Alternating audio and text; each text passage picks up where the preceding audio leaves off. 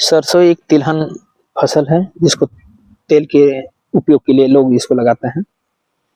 सरसों की खेती रबी फसल है जो ठंडी सीजन में लगाया जाता है। सितंबर के फर्स्ट पखवाड़े से ही इसकी बुआई शुरू हो जाती है और अक्टूबर तक इसकी बुआई किया जाता है।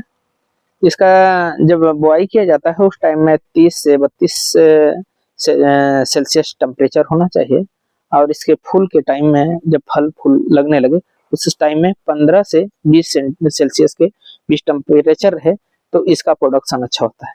इसकी खेती के लिए अपने को एक बार मिट्टी अगर पलट देते हैं तो अच्छा रहता है। उसके बाद में कल्टीवेटर चला के 2-3 बार इसकी अच्छी जुताई कर देते हैं। इसकी बुआई किसान दो तरह से करते हैं, एक कतार बोनी में करते हैं और एक छींटा में। कतार बोनी अगर किसान इसका बुआई करता है तो उसमें कतार से कतार की दूरी 40 से 45 सेंटीमीटर रखना चाहिए और पौधा से पौधा की दूरी 15 से 20 सेंटीमीटर रखना चाहिए, जिससे इसका बढ़वार अच्छा होता है। अगर छींटा बुआई अपन करते हैं तो प्रति एकड़ 3 किलो लगभग बीज का मात्रा रखते हैं और अगर इसको कतार में करते हैं तो 1 से 1.5 किलो अगर अच्छी वैरायटी है और जमीन उपजाऊ है और खाद पानी की पर्याप्त व्यवस्था है तो 1 केजी पर्याप्त 1 एकड़ के लिए इसका बीज दर लगता है। इसमें देसी नुस्खा कुछ बताइए। देसी जैविक में अगर खेती करेंगे तो क्योंकि इसका जो तेल होता है वो सिर्फ खाने में ही नहीं, इसको औषधीय गुण भी इसके में अंदर पाया जाता है। जो शरीर के अंदर टॉक्सिसिटी होती है उसकी लेवल को कंट्रोल रखता है। तो अपने भोजन में भी तेल की मात्रा अगर पर्याप्त नहीं है तो पर्याप्त पोषक तत्व तो शरीर को नहीं मिल पाता है। जैविक एक ऐसा खाद है जिसको डालने से संपूर्ण पोषक तत्व मिलता है। तो हमको 1 एकड़ में कम से कम 2 से 3 टन अच्छी वर्मी कंपोस्ट का खाद अगर है किसानों के पास तो अपना उपयोग करें। और NPK जो है नाइट्रोजन 50 किलो और पोटास 50 किलो, फास्फोरस 100 किलो तक का 1 एकड़ में इसका छिड़काव करना चाहिए। और जब इसका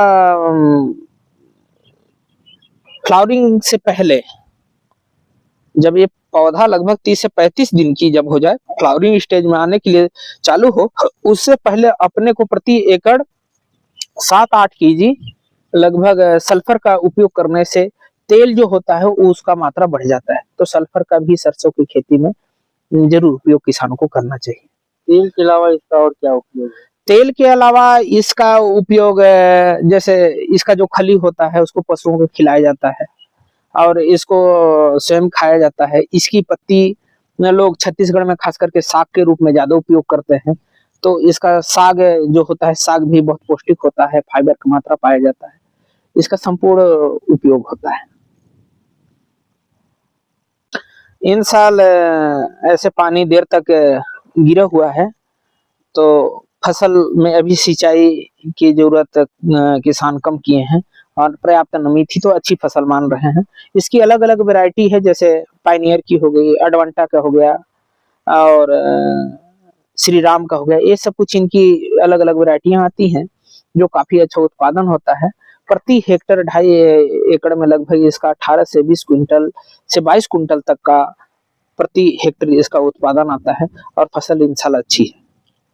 मुनाफा भी हाँ, किसानों को इंसान मुनाफा मिलेगा। बाकी ये सिंचित फसल ही है और इसको क्यारी बना करके 4 से 5 मीटर की अगर क्यारी लंबा क्यारी बनाए ताकि पानी चारों तरफ आसानी से जा सके। और अगर कतार बोनी है तो ड्रिप में भी इसकी फसल खेती कर सकते हैं। सिंचाई कम से कम 2 सिंचाई अगर हो तो पर्याप्त, 2 से 3 सिंचाई पर्याप्त माना जाता है।